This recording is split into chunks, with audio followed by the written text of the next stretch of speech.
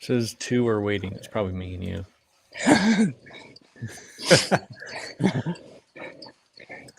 We are present and also waiting. It's perfect. Present and waiting. All right. It says we're broadcasting. And here we are. Watch I hear live us now. speaking. Grail Quest. Look at that. We're live and going. Okay, so Luke, man, where? Oh, jeez, where'd you go? This is gonna be a great stream already. I can tell. So Luke just messaged me, and he's like, "Let's go for a stream. I have some ideas." You hear me now? Yeah, I can hear you. What happened? I don't know. The devil doesn't want the truth out. All right, Luke's moving. He's moving forward. His mind is going. Luke, what is on your mind? Got blood flowing. So, thank you, Jess, for doing this for me. Yeah, this is my first time hosting the Grail Quest, so cheers. Yeah. Spendrift Slug. So we were talking on the box recently. I think Nate brought up and then mentioned it to Sherry and I about, and then everybody was talking about it on this very long. Do you remember what it was? Is it just a lecture on Jung, or is it Jung himself? I never actually got around to listening to it. But he was talking about image. Yeah. Image and language, because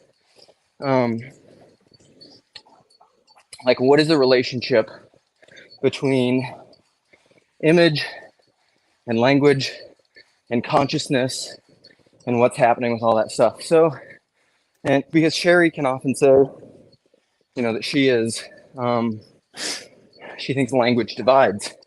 Well, and it does, but in my framing, I would say language divides because we do not save the appearances with language, and because language has been despirited, de-breathed, we've divorced it through because the medium is the message. So we started writing things down.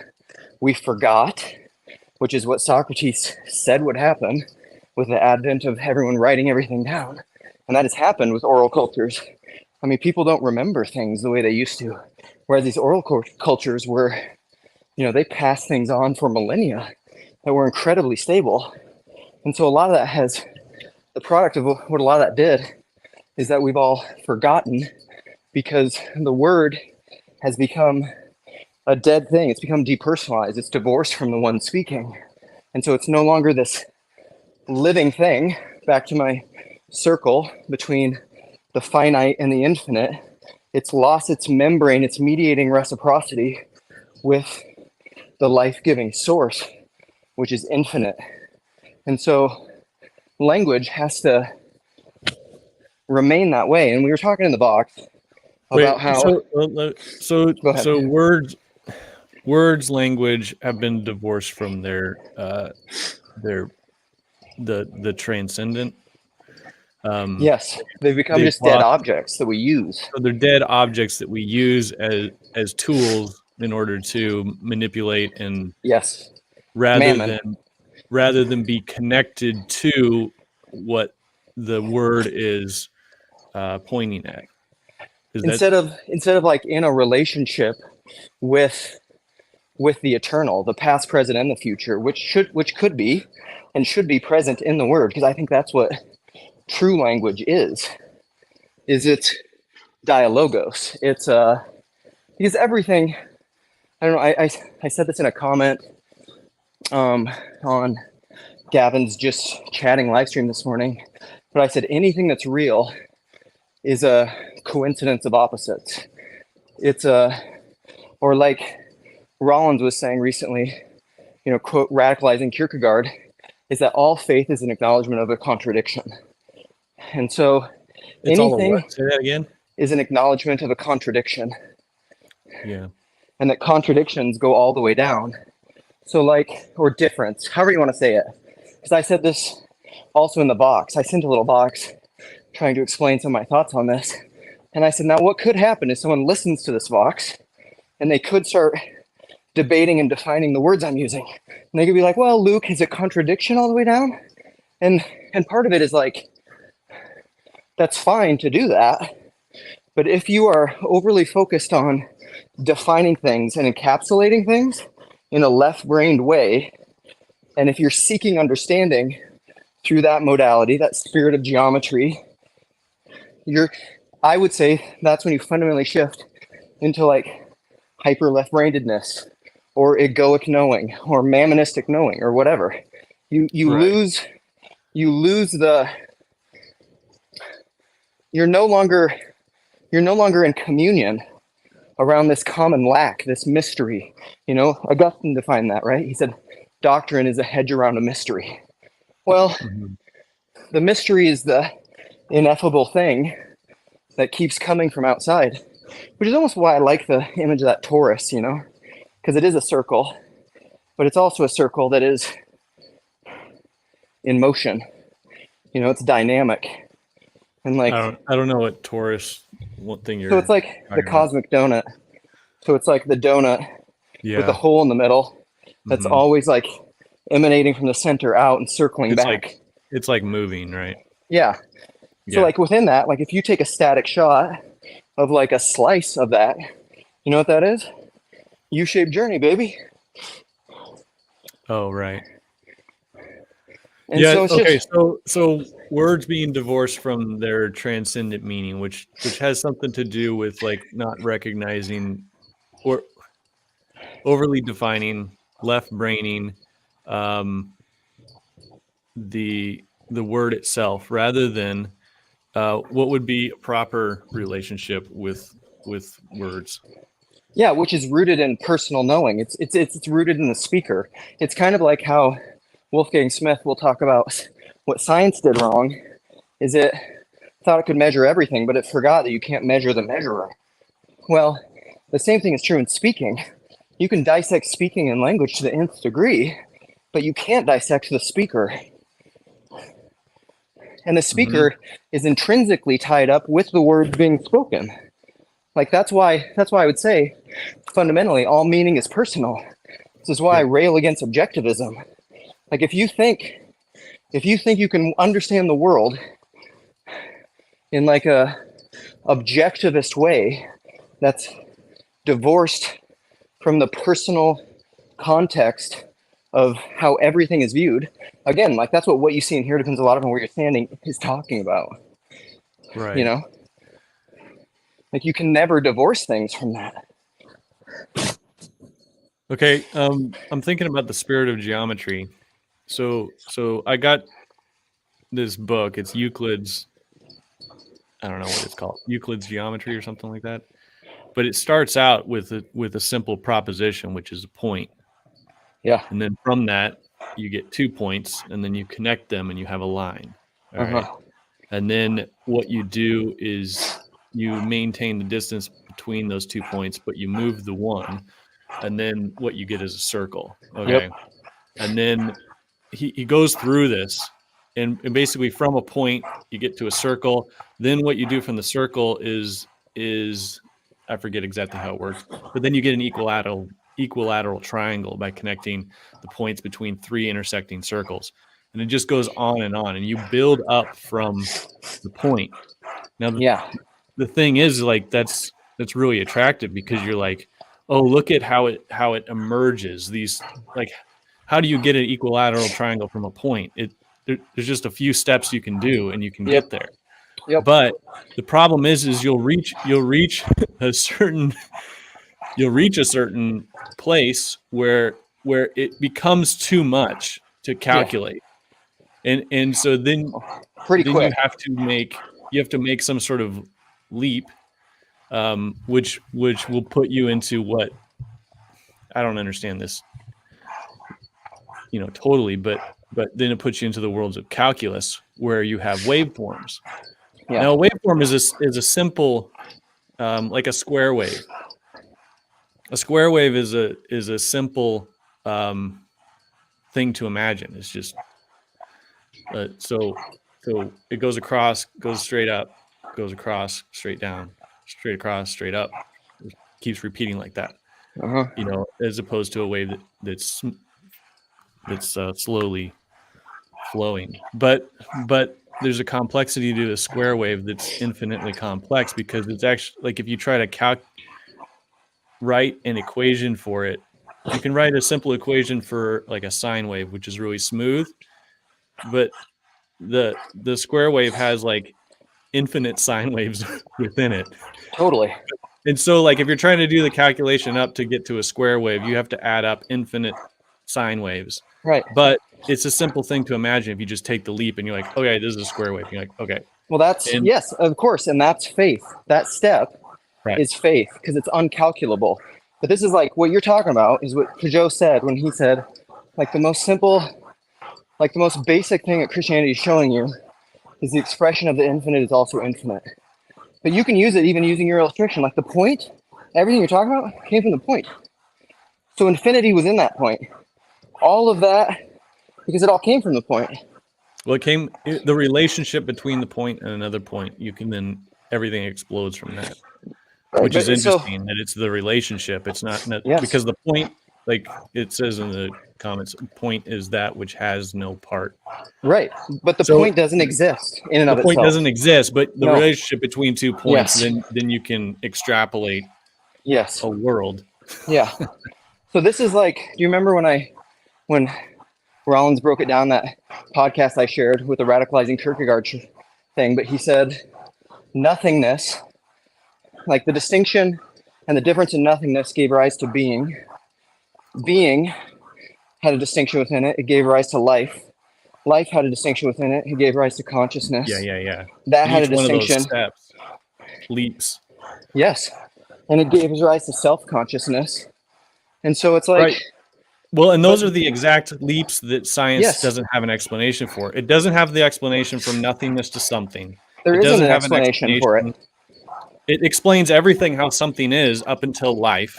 It doesn't understand the leap between dead to alive. Then it doesn't have an explanation from alive to conscious. Then it doesn't even have an explanation from conscious to self-conscious. Like, all those are leaps that you can't explain. But even the relationship you can't explain. This is where like memory comes in. This is why I love that quote, like, memory is the purveyor of reason. All of your reason explaining those relationships is rooted in something more fundamental, which is memory. If you don't understand, like I've often said it this way, this is what all these people that rail against postmodernism get pissed off, because they're saying 2 + 2 is 5, or 2 + 2 doesn't equal 4, it's a patriarchy. And I'm just like, well, if you don't understand what 2 is, and how do you understand what 2 is? In connection with 1 and 3. But if you don't understand what plus is, what is plus? What is a relationship 2 + 2? If you don't remember what any of that is, you can't do the addition. Like, you think logic and reason is fundamental? It's not. It can't be. All of that is faith. This is why, like, even we're talking about the leaps. Right. The leaps require faith, but so does everything else.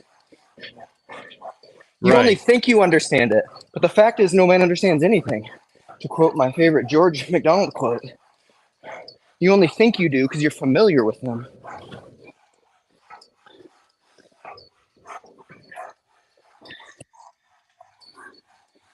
You're dead? Okay, so, all right, we kind of took a tangent, but you were,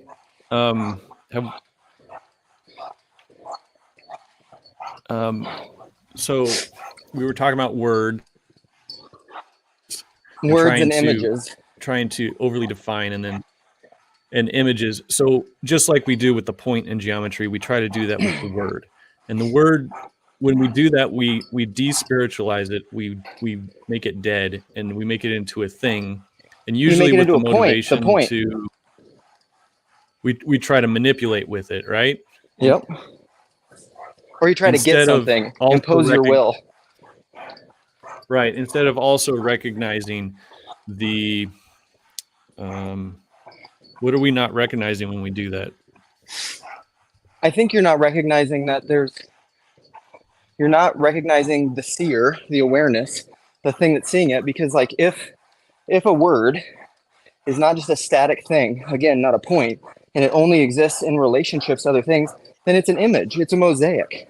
The mosaic The mosaic has a unity and a multiplicity. It is a thing. It has like a, I don't know, the technical language is probably like, it has a hypostasis, but it also, within that, that contains the relationship to everything else that makes it differentiable from anything else. Otherwise, it would just be a point, which is nothing. Right. And so that's why it's an image. Is that mosaic the context and the world that exists around the word? I think it's both. Yeah, it's the context and the unity. Right. Okay. Where do you want to go from here? Like, I feel like I'm getting in the weeds a little bit, but I want you to keep moving to what your original ideas were. So this is, I don't know. I mean, part of what, where do I want to go from here? Yeah. So part of it, I guess if I get one kind of pushback to things that I say often, not pushback, but comment, like Grizz said this and a lot of people will say it. It's kind of like that I'm such a kind of broad, zoomed out thinker. Because I really am, like when I'm thinking about stuff, I'm trying to think about it at like the most basic fundamental level. And so it's almost like it's almost like I can think of concrete examples because that's how you illustrate things. That's how you can relate things. But like there's more, go ahead. Well, and for you, the basic and fundamental thing is the person, right? Yeah, it's the thing that is, the person is one way to say it. And I think we all have this experience kind of intuitively. This is like what we were talking about in the box, that when people, because Nate and Sherry were going back and forth, and they were saying everyone sees imagistically, they just don't think they do, you know? And I think that's true, because that's how vision works. You know, like to see something, this is why I made those videos, seeing is not seeing. Because in order to see something, you have to not see other things. Because to see everything is the same as seeing nothing. You know, which is why we have focus and why we have peripheries. And so like Jordan Peterson will talk about AI vision, and that a lot of what your brain is doing when you see is eliminating stuff. Because what you could see and focus on is infinite. I mean, it truly is. Yeah, basically, and that's kind of what Vervaeke's talking about when he's talking about relevance realization. Yes. And what Peterson talks about when he talks about attention. But like the thinking that we do, or the way that we treat language, I would say we operate within language often when we're doing it poorly, is that I think we have, that's why I call it also like myopia. It's like this hyper focus that you're trying to exclude everything else. Like that's what science does, or like objectivism does, because you try to like control everything and limit variables. But what it's forgetting is like there's a consciousness doing that. There's a person doing that. And like science, if you follow science faithfully, like you go through the U-shaped journey, because then you have like the double slit experiment, you know, that's showing you with your hyper myopia that like your attention affects reality. You know, and it's the same thing. Like you can do that with any, we talk about this with the U-shaped journey. You can do that with any field. Like Rollins was saying in that podcast too. He said, it's very often not like the people who take theology and church who like don't care about stuff that get into his work. It's the people who are like the most radical, who like went in the hardest and the deepest. It was like the zealot that often get into his work. And I think that's because you go deep enough to see the contradiction present in everything, the difference. You get beyond the kind of binary thinking, which I think leads to things like the scarcity mindset and zero-sum competitions and all of that stuff. Because like you realize the reality is like quantum, you know?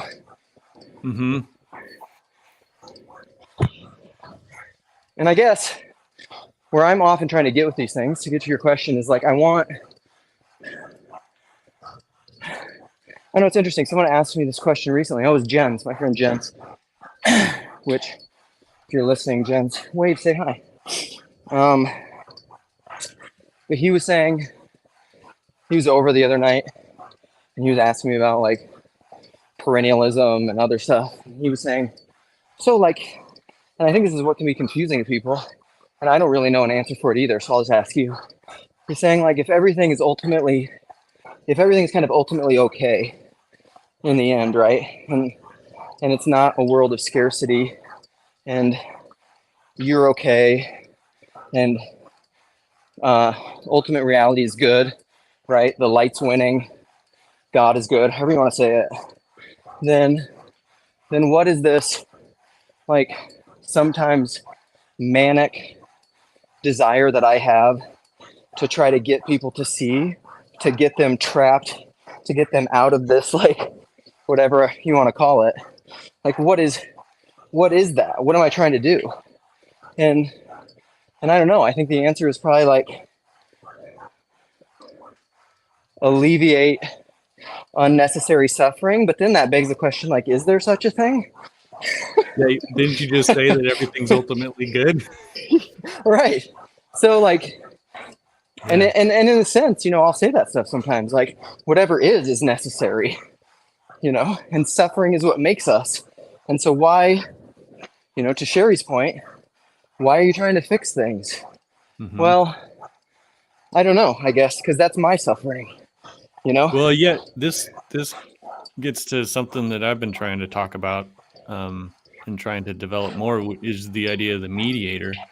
And Yeah. the mediator usually mediates that which they had previously suffered. So, like it just like a basic example is if you've gone through um, like let's say a miscarriage, you will be more likely to be empathetic and helpful to someone, as long as you've been able to have the time and the space and process it, um, so it's not traumatic for you in the same degree that it was when it happens, but um, you'll be more likely to uh,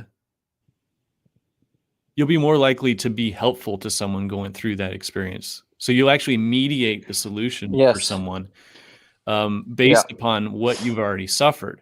And so what is like, and then that will be one of the most meaningful things for you to spend your time on is what 100. you'll be Yeah. spending your time on the things that you previously suffered, and not in any way to like we're already at a point, let's say, where you've already sort of dealt with it.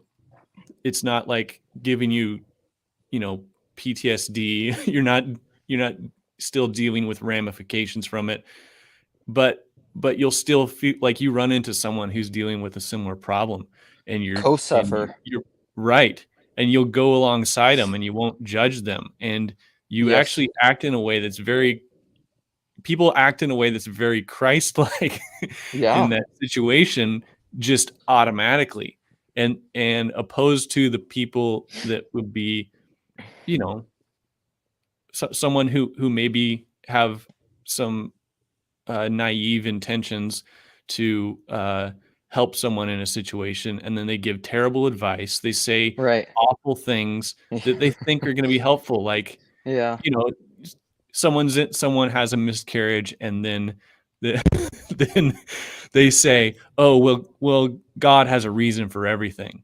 God works all Not things for the good for those who love him and are called according to his purpose. You got to quote right. Romans 8 there.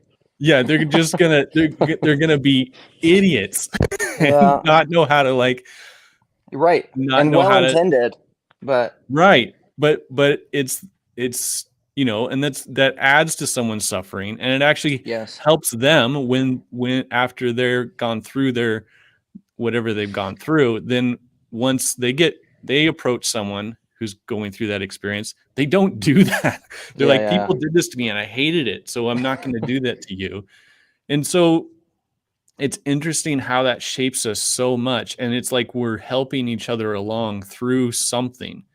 And it, on sort of the meta level, we all suffer so we can help other people through the suffering, Yeah. and it seems to be that that's what's making us along the way. Yeah, I think that's it basically. And So I'll say this as a close and as it's just like a enthusiastic affirmation of what you just said, because then I got to bolt and then you got to carry this sucker until somebody joins you. We'll Um, see. but or you could just quit.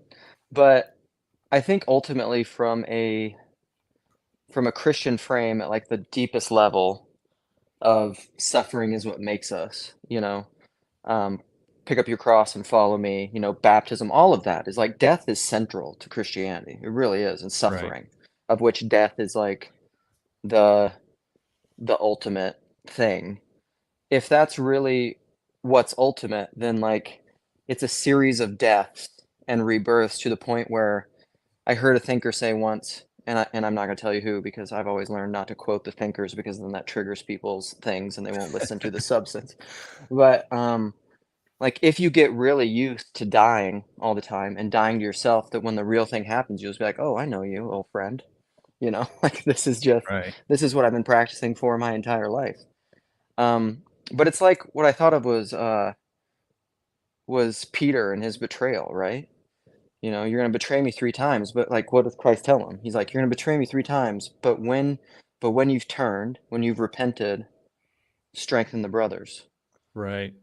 Like, that's what it's all about. It's this if we really believe that fundamentally the suffering is what makes us, and that's what the human making is, then when you've become a human, you can in turn help others with that, and not in a way that's, like, pedantic or condescending or, just throwing truth bombs at them or something.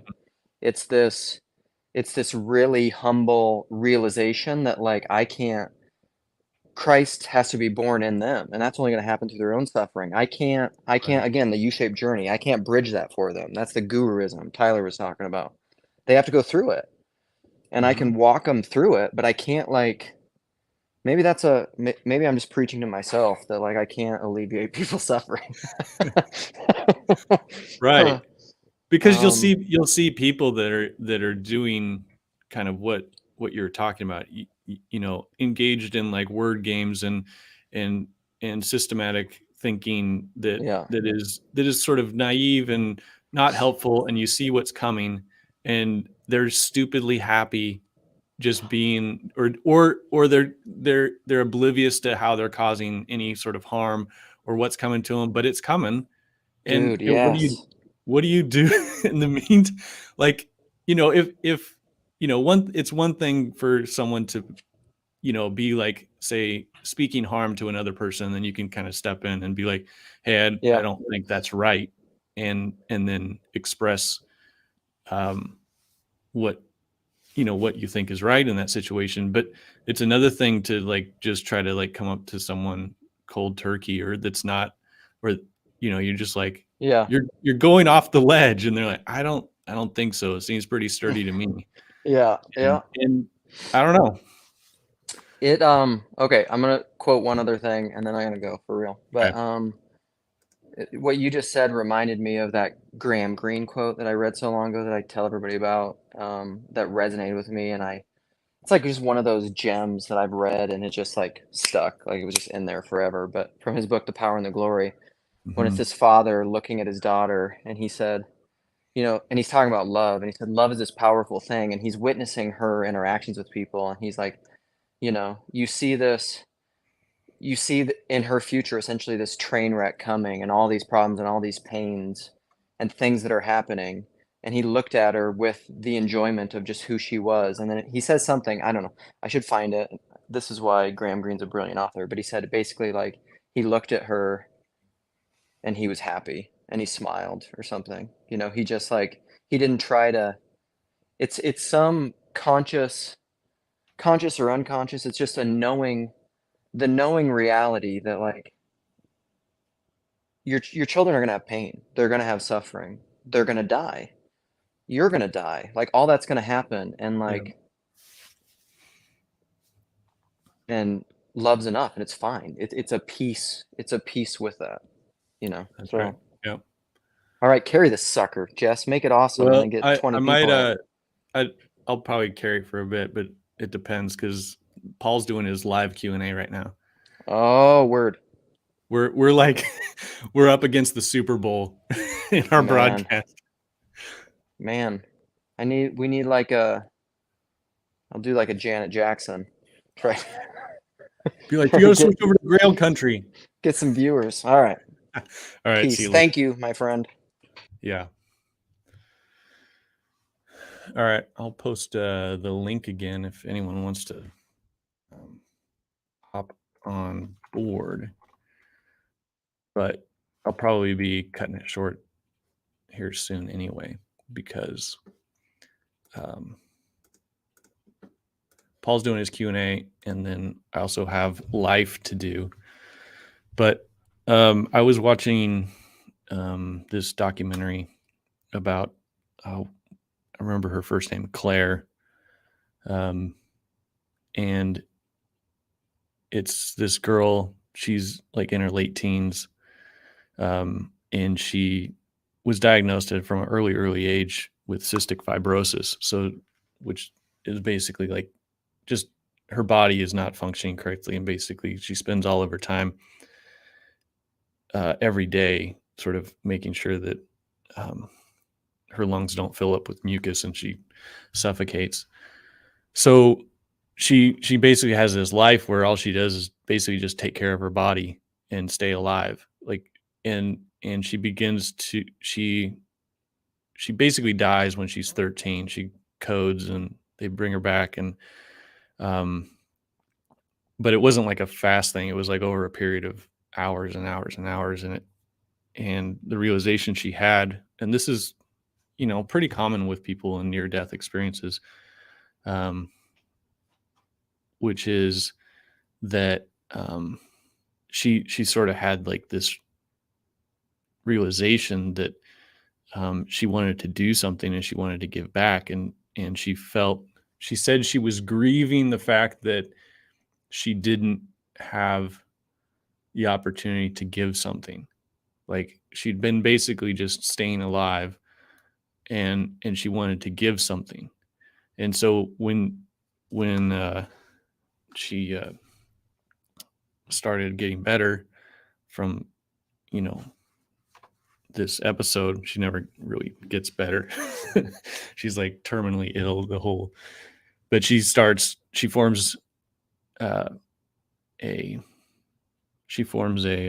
nonprofit to help families that are in this similar situation. So it's exactly what Luke and I were talking about with mediation. Like, so this thing she suffered, she's going to now mediate that. And she wants to help people in a similar situation. And so she starts doing this and she starts giving back. And that's how people are. It seems that if you have an experience close to death, this isn't always the case. Some people are terrified by their near-death experience, and I don't think I've ever had a real near-death experience, but it's common where people realize there's nothing to fear, and then because they don't fear death, then something else will rise to the surface. And for Claire, it was the idea that she wanted to give back. She wanted to do something, and then she did it. She started that organization, and so Philip Nickerson. Hey, Philip, where does the need to give back come from? I don't know. Like, it seems to be really deep. And I was thinking about this, like, is it just like a personality trait? Is it just people that are extremely conscientious? Like, I think that some of it, like extremely conscientious people will feel guilty if they're not doing anything. And you wonder, like, in the case of Claire, was she just a highly conscientious person, and that being sick and not being able to do anything really sort of, because it was more than just like, oh, I want to give. She's like, I was grieving that I couldn't, or that I didn't yet. And this, she's like 13 and she's like sick. And so, like, there's no expectations on her to be giving, but she wanted to. So I think it comes from, I think fundamentally beyond our personality or whatever, like I think people are meant to be mediators. We're supposed to mediate heaven and earth. And so just, you know, part of what she wanted to give back was that there were things in her experience as a sick kid in hospitals and that she didn't like beyond the sickness, like how she was treated by others and the fact that her family's kind of struggled for money sometimes and stuff. So those were things that her organization aimed to fix, which was like sick kids don't want to be a pity case all the time. It makes them feel bad. Sick kids want to have fun, all that kind of stuff. And so she wanted to, and then that was also part of her experience. Like she wanted to have fun while she was in the hospital, you know, doing her treatments and all that stuff. And so how, you know, Claire sort of naturally wanted to do those things, did those things, realized that not everyone had those opportunities or that experience, and then wanted to give that to others because she felt it was so impactful for her. And, you know, she even says in the documentary, she's like, she wonders who she would be without the sickness, because she feels like her suffering is what made her into who she was. And, you know, like, what do you do about that? You know, she was actually thinking about, if I wasn't sick, who would I have become? Because it was so, her suffering was so a part of who she became. So I think it's just something we do as people, as we become that role, that mediator between heaven and earth, that when we do that, we give back in ways. I think it's just like part of who we are. And even when people, let's say they're traumatized and then they go on to lead lives that are, you know, basically filled with evil, like harming other people. Like they'll harm people in similar ways that they've been harmed. They're kind of like an inverse mediator, where they'll inflict suffering in the same ways. They're like, I know what hurts, and I'm going to hurt them the same way. I'm going to inflict the same sort of pain.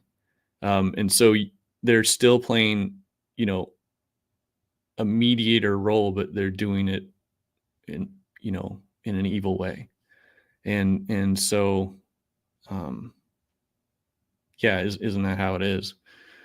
So I think I'm going to call it quits. But Philip, thanks for the question, and enjoy your work day. I'm going to go probably listen to Paul over on his channel, and I will see you guys later.